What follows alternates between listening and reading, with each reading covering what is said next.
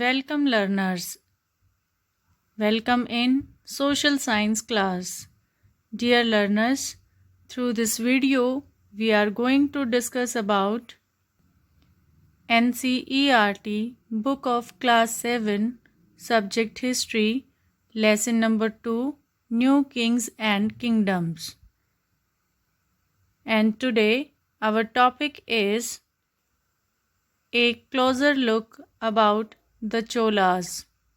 In this closer look, we are going to discuss about the Cholas' territory, their temples and bronze sculptures, agriculture and irrigation techniques, and the administration of the empire Cholas. As I said, we are going to discuss about the Cholas' territory. In that regarding, you can see the map. In this map here in southern India, you can see the pink area. In Sri Lanka also, that was also part of Cholas. So this was the area of Cholas empire. Now the question is, how did the Cholas rise to power? Cholas इतने powerful कैसे बने? Dear learners, in answer of this question, I'm going to tell you a story about the Cholas. And the story is, once upon a time, a minor chiefly family known as Mutteryar. I'm repeating this name again, Mutteryar. So this family held power in the Kaveri Delta. And in this picture you can see the Kaveri Delta here.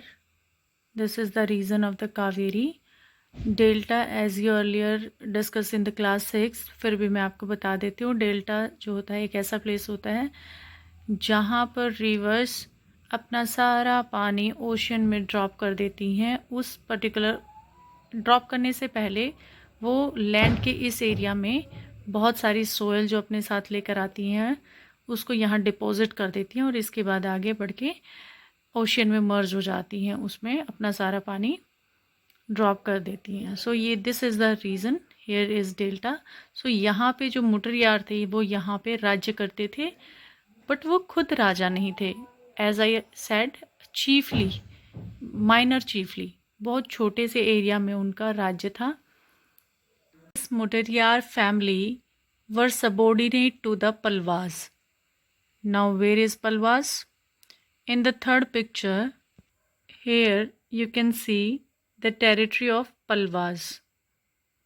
So they were subordinate to the Palwa kings of Kanchipuram.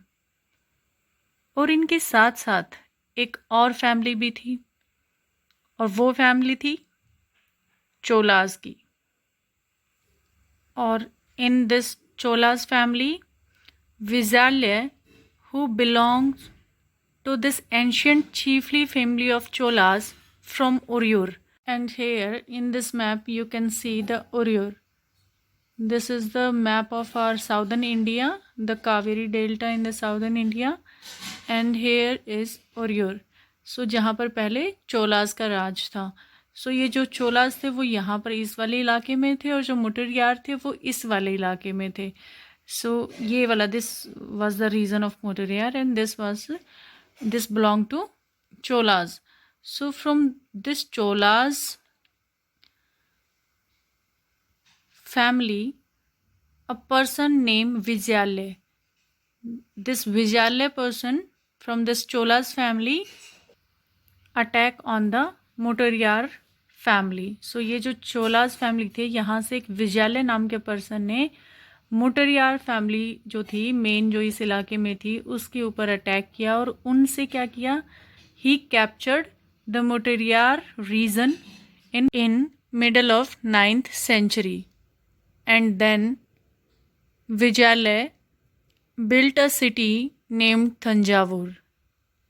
In the second map here you can see Thanjavur. He built this city And with this city, he also built a temple of goddess Nishumbhasudini, Nishumbhasudini नाम की देवी का उन्होंने temple भी बनवाया. Dear learners, the successors of Vijayalaya conquered neighboring regions and kingdom, and this kingdom grew in size and power. Vijayalaya के जो उत्तराधिकारी थे उन्होंने आसपास के रीजन को कंक्यूर किया, जीत लिया इन बैटल्स, और अपने राज्य की टेरिटरी को बढ़ाया, एक्सपैंड किया. The Pandyan and the Pallava territories to the south and the north were made part of this kingdom.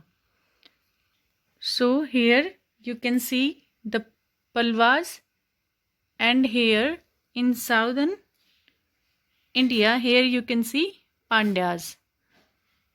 So Cholas जो थे पहले उन्होंने क्या किया, पहले मुडरियार वाले रीजन को कंक्यूर किया.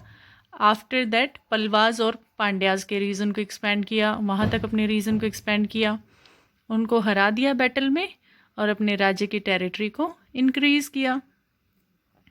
Here in this map you can see the Cholas territories and the region where Cholas influenced the areas. So जहाँ पे Cholas ने areas को influence किया और जहाँ तक उनकी actual territory थी या फिर trade route था, तो in this picture you can see very well. Raja Raja I, considered the most powerful Chola ruler, became king in 985 and expanded control over most of these areas. Raja Raja one जो थे वो विजयालय के successors थे, उसके उत्तराधिकारी थे, और ये चोलास में बहुत फेमस जो किंग रहे हैं उनमें से एक है राजा राजा वन. सो इन्होंने अपने एरियाज़ को, आप इस पिक्चर में देख सकते हैं, काफ़ी एक्सपैंड किया उन्होंने. He also reorganise the administration of the empire. उन्होंने चोलास के एडमिनिस्ट्रेशंस को भी रीऑर्गेनाइज किया उसको फिर से. And Raja Raja's son Rajendra I continued his policies and even raided the Ganga Valley, Sri Lanka and the countries of Southeast Asia. अब ये जो राजा राजा वन थे, इनके भी जो सक्सेसर आए, इनके जो बेटे थे, उन्होंने भी अपने पिता की जो पॉलिसीज़ थी उनको आगे एक्सपेंड किया. और ये देखिए आप, साउथ ईस्ट एशिया. सो ये जो कंट्रीज़ हैं, ये इनको हम साउथ ईस्ट एशियाज़ कंट्री बोलते हैं, ये साउथ ईस्ट एशियन कंट्रीज़ हैं. सो यहाँ पे राजेंद्र वन जो है उन्होंने अपना इन्फ्लुएंस बढ़ाया था. He also developing a navy for this expedition, और इसके लिए उसने क्या किया, अपनी आर्मी प्लस नेवी को भी उन्होंने काफ़ी अच्छे से स्ट्रॉन्ग कर लिया था, जिसकी वजह से वो यहाँ पर इस एरिया में ट्रेड भी कर पाए और यहाँ तक अपने इन्फ्लुएंस को भी एक्सपेंड कर पाए. So this was the territory of the Cholas. Now we are looking at the splendid temples built by Cholas rulers. The big temples of Thanjavur and Gangaikonda Cholapuram, built by Raja Raja and Rajendra. These temples are architectural and sculptures marvel. In this picture you can see this is the temple of Thanjavur. The name of the temple is Brideshwara temple, and this temple was built by Raja Raja, the Cholas ruler. And in the second picture here you can see the Gangaikonda Cholapuram temple built by Rajendra, the son of Raja Raja. So you can see the picture and you can imagine कि कितनी beautifully और बारीक तरीके से in temples का जो है इनको बनाया गया है. सो चोलास के जो टेम्पल थे वो बहुत ब्यूटीफुल तरीके से बनाए जाते थे, बहुत बड़े बिग टेम्पल्स होते थे.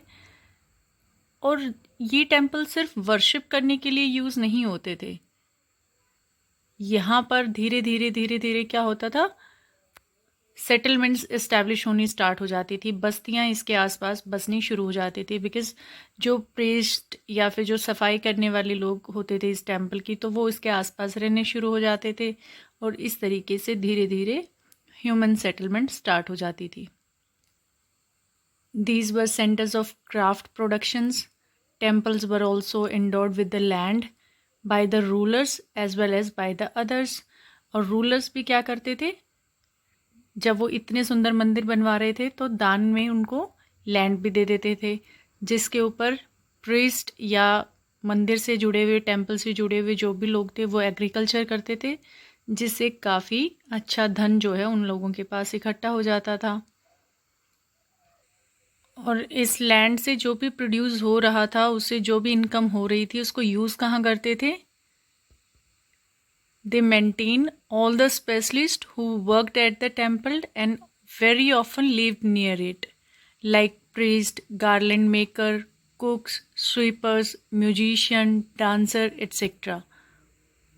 सो इन मंदिर की जो रूलर्स इनको गिफ्ट में, एज ए गिफ्ट जो इनको टेम्पल्स को लैंड देते थे, उस पर जो भी प्रोडक्शन होता था, उससे होने वाली इनकम से मंदिर में जो पुजारी काम करते थे, जो मालाएं बनाते थे भगवान जी के लिए, जो प्रसाद बनाते थे, कुक करते थे, जो मंदिर की सफाई करते थे, जो वहाँ पर संगीत सुनाते थे या डांस करते थे, उन सभी की जो इनकम होती थी वो इसी के ऊपर बेस्ड होती थी।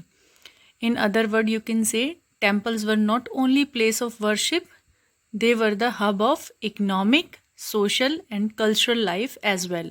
So temples जो थे वो सिर्फ पूजा वहाँ पर नहीं होती थी, इसके साथ साथ वहाँ पर इकोनॉमी जो थी वो भी, और वहाँ की सोशल और कल्चर लाइफ जो है वो भी सब आपस में इंटीग्रेटेड थी।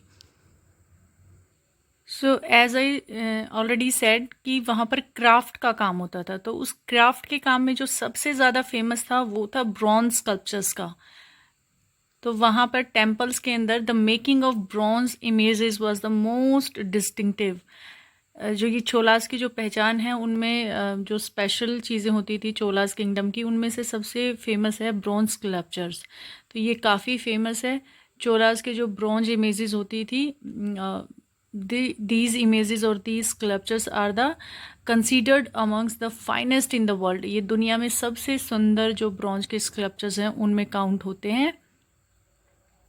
ये अक्सर जो देवी या देवताएं जो होते थे, गॉड और गॉडेसेस, उनकी इमेजेस जो हैं या फिर उनके जो स्टैचू जो होते थे वो बनाए जाते थे ब्रॉन्ज से, और ये बहुत ब्यूटीफुली बनाए जाते थे। आप इस इमेज से देख भी सकते हैं कि यहाँ पर भगवान जो हमारे गणेश भगवान हैं उनकी और शिव भगवान जो है उनकी कितनी ब्यूटीफुल तरीके से ब्रॉन्ज के साथ उन्होंने स्कल्पचर्स को बनाया है। सो our next topic is agriculture and irrigation techniques during Chola's empire. Dear learners, many of the achievements of the Cholas were made possible through new developments in agriculture. That means Cholas ने जो big achievements हासिल की थी वो possible हो पाए because they developed in agriculture, क्योंकि उन्होंने एग्रीकल्चर में डेवलप किया था। अब आप पूछेंगे कि ऐसे कैसे। So dear learners, at that time agriculture से काफ़ी सारा रेवेन्यू जो है वो राजा को मिलता था।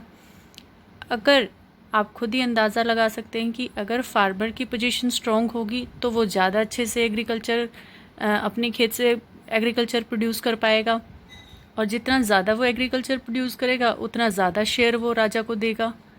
सो यही बात चोलास के जो रूलर्स थे उनको ये बात समझ आ गई कि अगर हमें ज़्यादा रेवेन्यू कलेक्ट करना है तो हमें अपने पीजेंट्स की हेल्प करनी पड़ेगी, अपने फार्मर्स को की जो पोजीशन है उसको अच्छा करना पड़ेगा, सो दैट कि वो अच्छे से खेती कर पाएँ, अच्छे से एग्रीकल्चर कर पाएँ और हमें ज़्यादा से ज़्यादा टैक्स वो पे कर पाएँ। Now the question is what kind of techniques or methods they use to develop in agriculture. So first of all,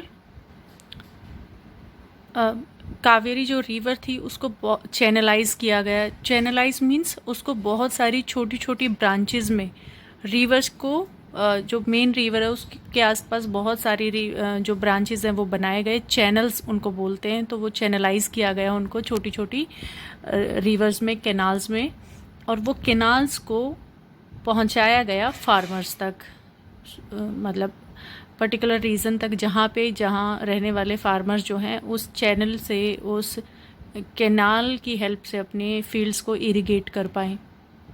so river Kaveri branches off into several small channels before emptying into the Bay of Bengal। आप इस image में देख सकते हैं कि यहाँ पर ये जो कावेरी रिवर है ये तमिलनाडु वाले रीजन में बह रही है, फ्लो कर रही है, और ये बे ऑफ बंगाल है हमारा इस साइड में। सो यहाँ पे ये सेकंड पिक्चर में यहाँ पे गिवन है bay of Bengal, this is the same picture. So यहाँ पे बे ऑफ बंगाल में वो अपने पानी को एम्प्टी करती है इन ओशियन। सो यहाँ पे बे ऑफ बंगाल में एम्प्टी करने से पहले वो बहुत सारे चैनल्स में डिवाइड है। आप यहाँ पे देख सकते हैं कि ये चैनल्स में डिवाइड है। और स्टूडेंट्स, होता क्या था, some time these channels overflow frequently. Overflow क्यों हो जाते थे? क्योंकि जो रिवर होती है वो अपने साथ बहुत सारी सोयल लेकर आती है, और वो जब ओशन में एम्प्टी होती है उससे पहले वो अपनी सारी जो सोयल है उसको वो यहाँ पे ड्रॉप कर देती है, जिससे कि यहाँ पे बहुत सारी सोयल इकट्ठा हो जाती है। सो जो रिवर का बेड होता है, जो रिवर का तल होता है, उसमें बहुत सारी सोयल इकट्ठा हो जाती है, जिससे कि पानी का जो लेवल है वो अप हो जाता है और ओवरफ्लो की कंडीशन आ जाती है। So our next topic is agriculture and irrigation techniques during Cholas empire. Dear learners,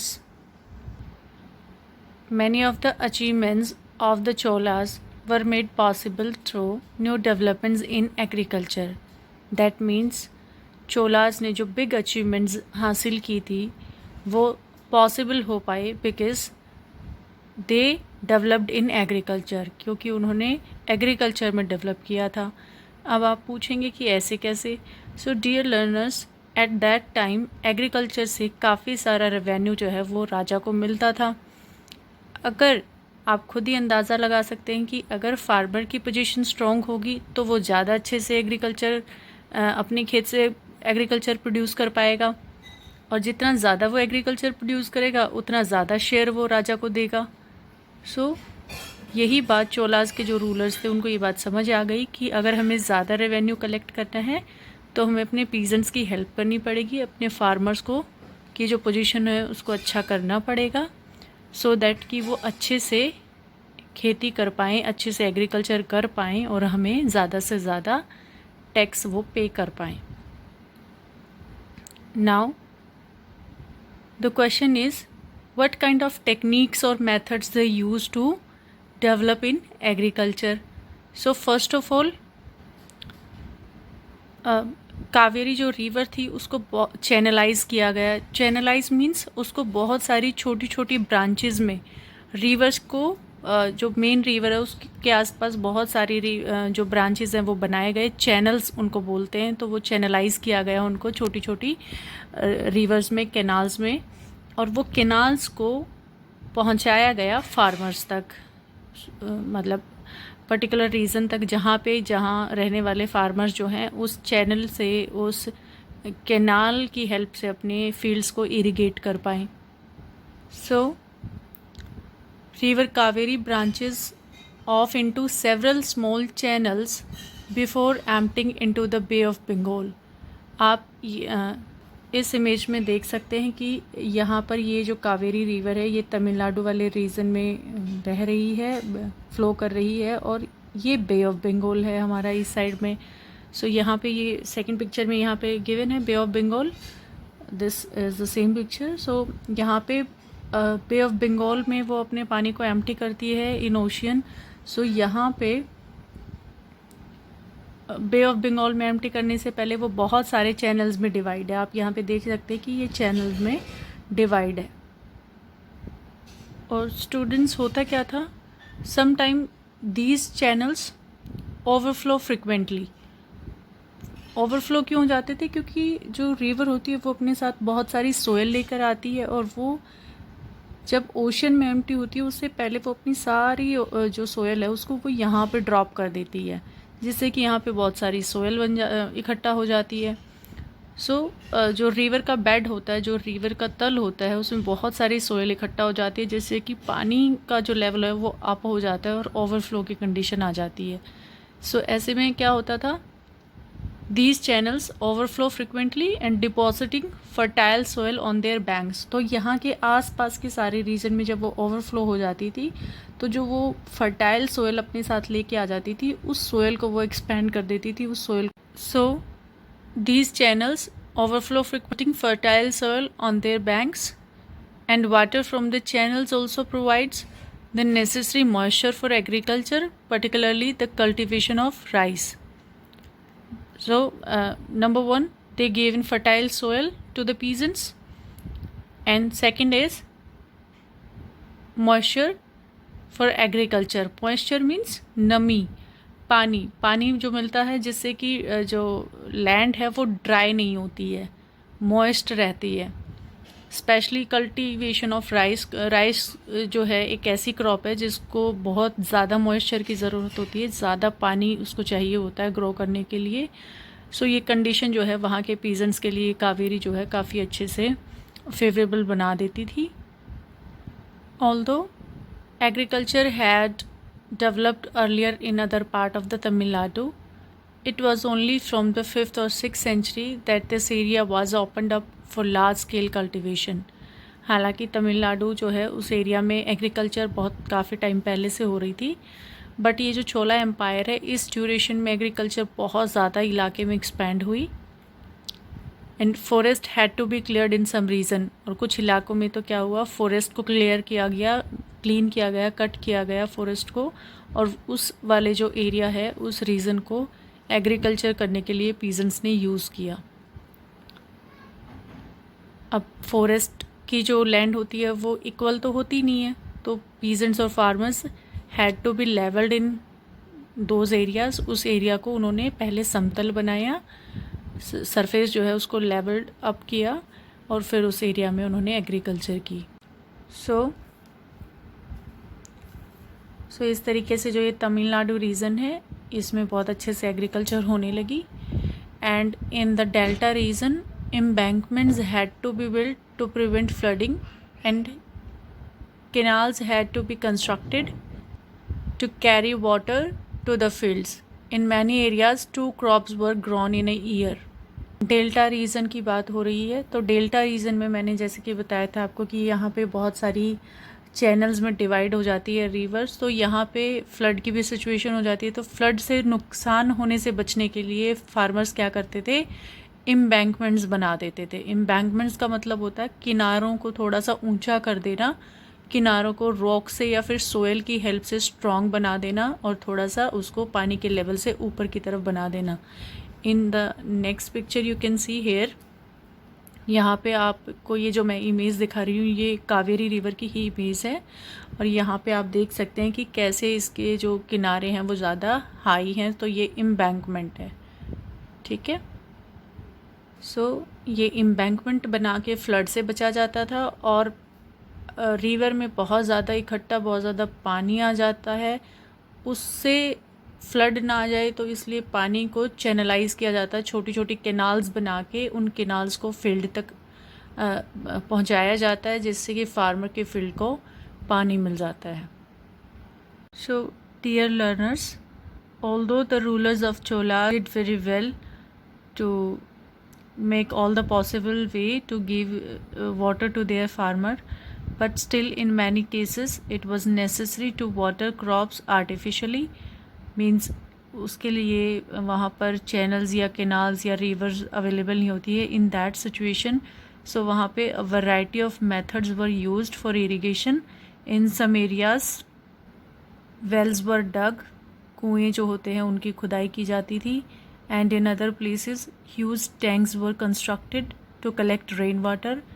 और कुछ इलाकों में जो बड़े बड़े टैंक्स होते थे उनको, tanks mean kind of pond कह सकते हैं आप, तो उनकी खुदाई की जाती थी, बड़े बड़े टैंक्स वहाँ पे बनाए जाते थे जिससे कि रेन वाटर कलेक्ट हो सके और बाद में उस रेन वाटर को इरिगेशन पर्पसेस से या बाकी दूसरे पर्पसेस से यूज़ किया जा सके। यहाँ पे देखने वाली जो सबसे इम्पॉर्टेंट थिंग है दैट कि irrigation works require planning. Irrigation work जो है उसको प्रॉपर जो है वो प्लान किया करने की ज़रूरत पड़ती है, because it needs organizing labours and resources and maintaining these works and ये डिसाइड करना that how water is to be shared, क्योंकि टैंक्स में वाटर तो कलेक्ट हो जाता है, बाद में किसी को वो इरिगेशन पर्पज़ से चाहिए, किसी को वो अपने दूसरे डोमेस्टिक चोर्स के लिए चाहिए, तो वो सब भी डिसाइड करना कि किसको कितना शेयर मिलेगा, कैसे उसको यूज़ किया जाएगा। तो प्रॉपर प्लानिंग रिक्वायर्ड है फॉर इरिगेशन। सो ऐसे पे जो नियर बाई जो पीपल रहते हैं वहाँ पे जो विलेजर्स होते थे उनका जो एक्टिव इंटरेस्ट है उसकी रिक्वायरमेंट होती थी, क्योंकि बिना उनके सहयोग के ये सब प्लानिंग जो है वो पॉसिबल नहीं हो पाती या फ्रूटफुल नहीं हो पाती। तो ये बहुत ज़्यादा रिक्वायर्ड था, जिसमें विलेजर्स एक्टिवली पार्टिसिपेट करते भी थे। Dear students, here in our NCERT book a term sluice gate is used. So what is this sluice gate? Generally in Chola's empire इस तरीके के स्लूस गेट जो ये आपको पिक्चर में दिखाई दे रहा है, ये एक तरीके का स्लूस गेट है। इस तरीके के गेट बनाए जाते थे और ये किस पर्पज़ से यूज़ होते थे? So a sluice gate is traditionally a wood और metal barrier which is commonly use to control water levels and flow rates in rivers and canals. So ये मेनली जो इनका काम होता था वो जो रिवर के वाटर लेवल है वो इनको पता चल जाता था, और इस स्लूस गेट की हेल्प से ये उस वाटर के फ्लो को उसकी डायरेक्शन को चेंज कर सकते थे और उस रिवर के उस वाटर को कैनाल्स में डाइवर्ट कर देते थे, और जहाँ पर वो किसानों तक पहुँच जाता था, फार्मर्स तक उसकी अप्रोच हो जाती थी। अब मैं आपको कुछ इसके अलावा कुछ और स्लूस गेट्स की पिक्चर्स दिखाती हूँ, जिससे कि आपको क्लियर हो जाएगा कि स्लूस गेट जो है वो एक्चुअली कैसे वर्क करता है। So here there are here two pictures, one is an example of small sluice gate and the second one is an example of big sluice gate. तो यहाँ so dear students, you can see this river flow this direction to this direction and here a small sluice gate। और ये small sluice gate क्या कर रहे हैं, ये आप इसको देखेंगे, ये इसका गेट है। अगर इसको हम नीचे पुश कर देते हैं तो ये जो है ये बंद हो जाएगा और ये सारा का सारा वाटर जो है वो इस डायरेक्शन में फ़्लो करके चला जाएगा।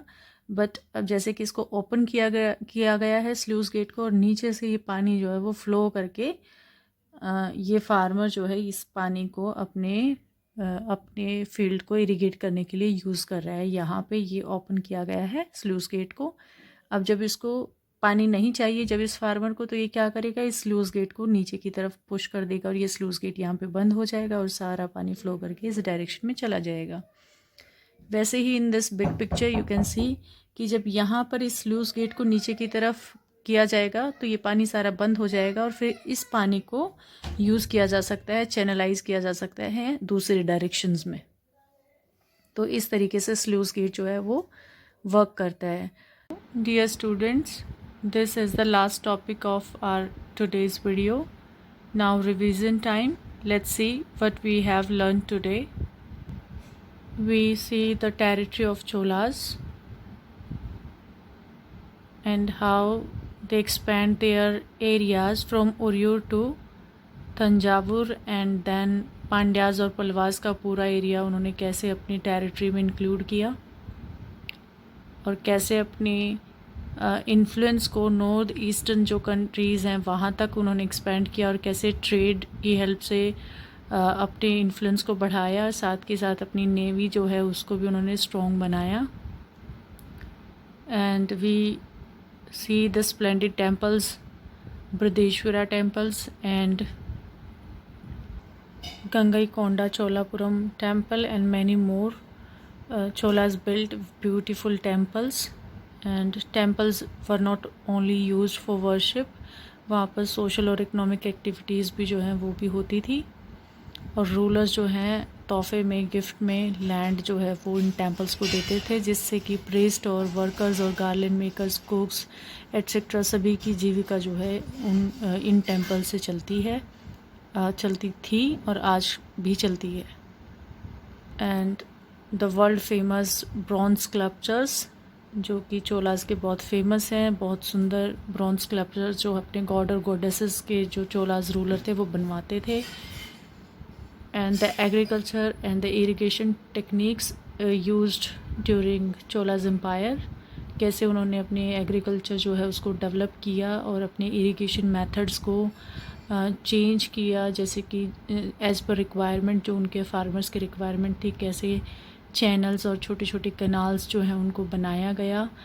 और इसके अलावा जो आर्टिफिशियल मेथड्स भी होते थे इरिगेशन के, उनको भी कैसे यूज़ किया गया, वेल्स को डग किया गया, टैंक्स बनाए गए। तमिलनाडु वाला जो रीजन है उसमें बहुत सारे चैनल्स जो हैं, डेल्टा रीजन जो था यहाँ का, उसमें बहुत सारे चैनल्स जो हैं वो बनाए गए और उनमें फ्लड से बचने के लिए वहाँ पे एम्बैंकमेंट्स भी की गई। स्लूस गेट की हेल्प से कैसे रिवर के फ़्लो को और उसके लेवल को कैसे मेज़र किया जाता था और कैसे पानी के जो फ़्लो है उसको चेंज किया जाता था और उस पानी को कैसे फील्ड्स तक अप्रोच किया जाता था, ये सब हमने आज के वीडियो में देखा। So dear students, in next video we discuss about the administration of the Cholas Empire. Till then, stay safe, stay healthy, keep learning. Thank you.